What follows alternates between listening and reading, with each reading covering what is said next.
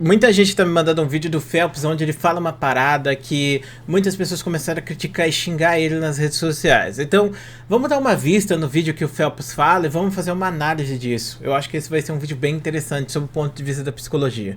É um vídeo que ele comenta sobre as pessoas terem imagens maternas ou paternas em pessoas da internet e como ele acha isso ruim. Então, vamos dar uma vista no vídeo. Vou colocar minha câmera aqui pro lado um pouco para não atrapalhar tanto. Você Eu vou dar achar play. que alguém é imagem paterna, materna, é estranho só. Saiba que a pessoa não vai te olhar com bons olhos ou vai achar isso legal ou bonito. É só bizarro, é nojento. É nojento mesmo. É só paia. Papo reto. Qualquer comentário que você veja ou faça de vejo você como imagem materna ou paterna é só bizarro.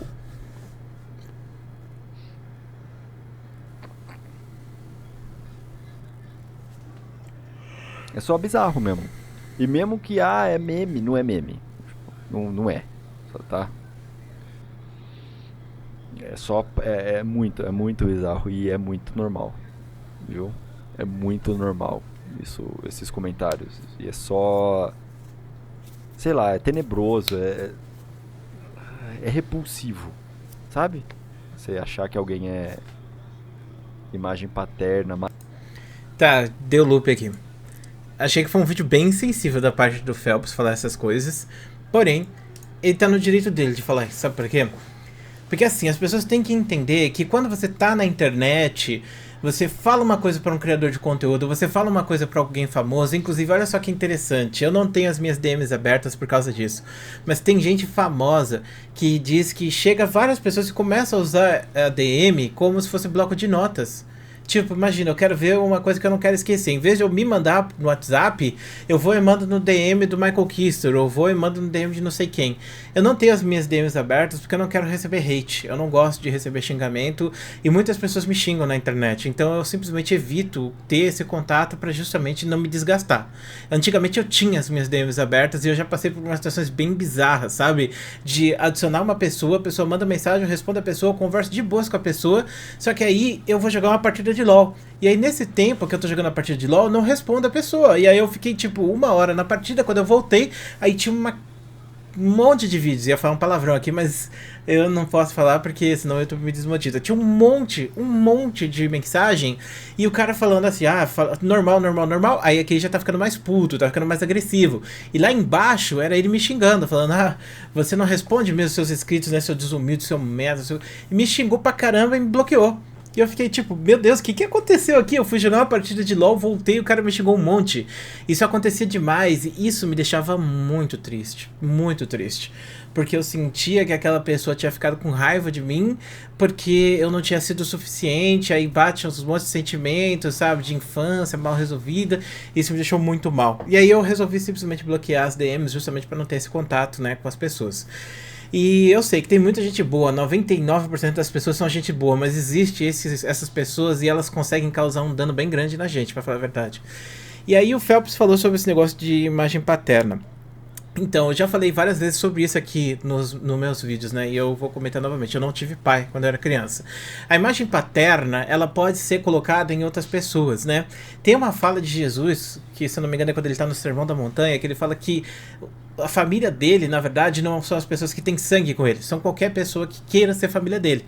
Então, por exemplo, essa fala de Jesus pode ser interpretada da seguinte maneira: se eu tenho uma pessoa que gosta muito de mim e que me cuida, que se importa comigo e tá sempre junto comigo, essa pessoa faz parte da minha família de certa forma. Ela é mais família do que, por exemplo, um parente que não liga pra você, como no meu caso, meu pai. Então, por exemplo, se eu tenho um amigo que me ajuda muito, que me guia, que sempre tá do meu lado, que sempre é firmeza, esse amigo é mais parente, é mais família pra mim do que meu pai que me abandonou quando eu era criança, entendeu? Então esse tipo de coisa é muito importante de a gente entender, porque isso mostra como as relações humanas elas são de uma forma assim, tipo, Eu gosto de falar assim, sobre RPG. Eu não sei se você joga RPG.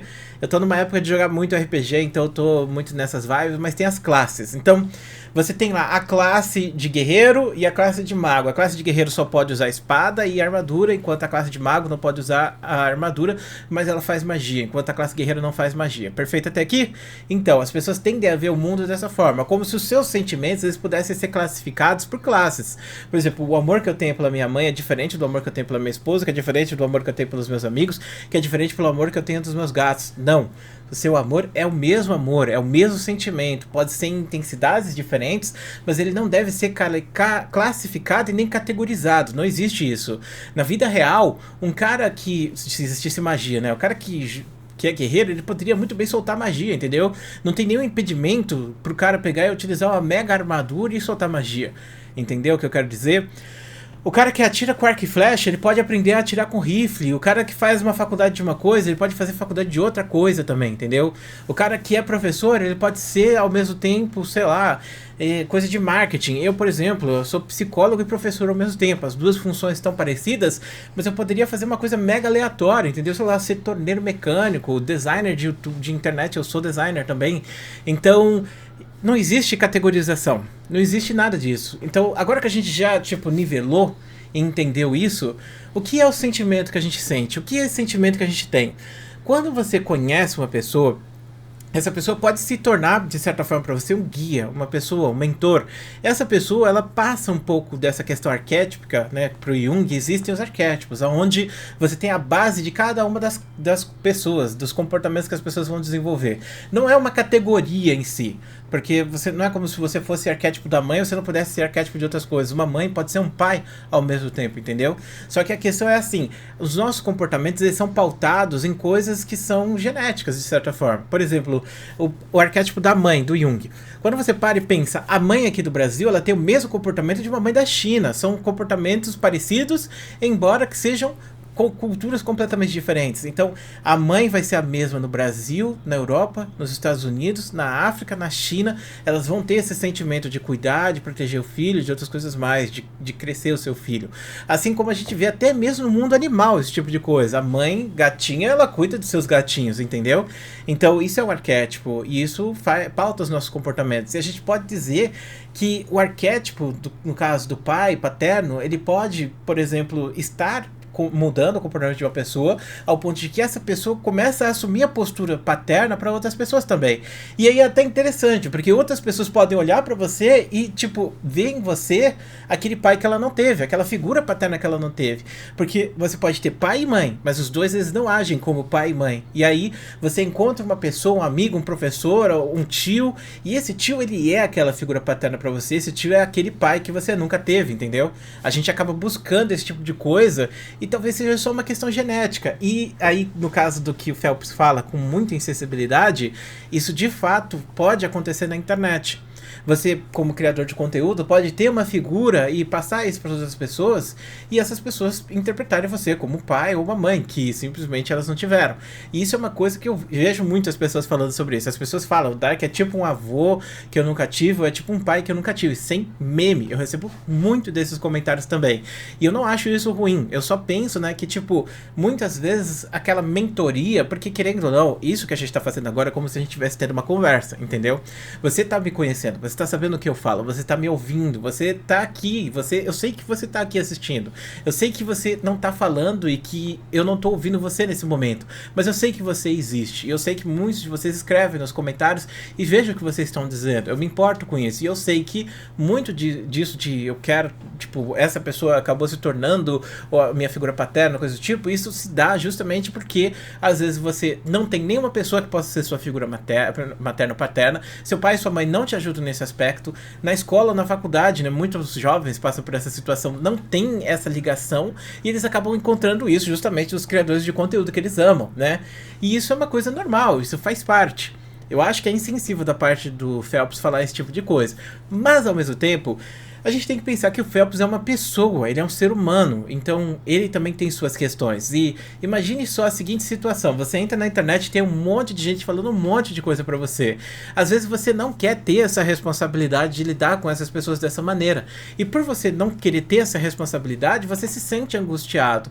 E quando você, de certa forma, assim, vamos dizer que tem um círculo, certo?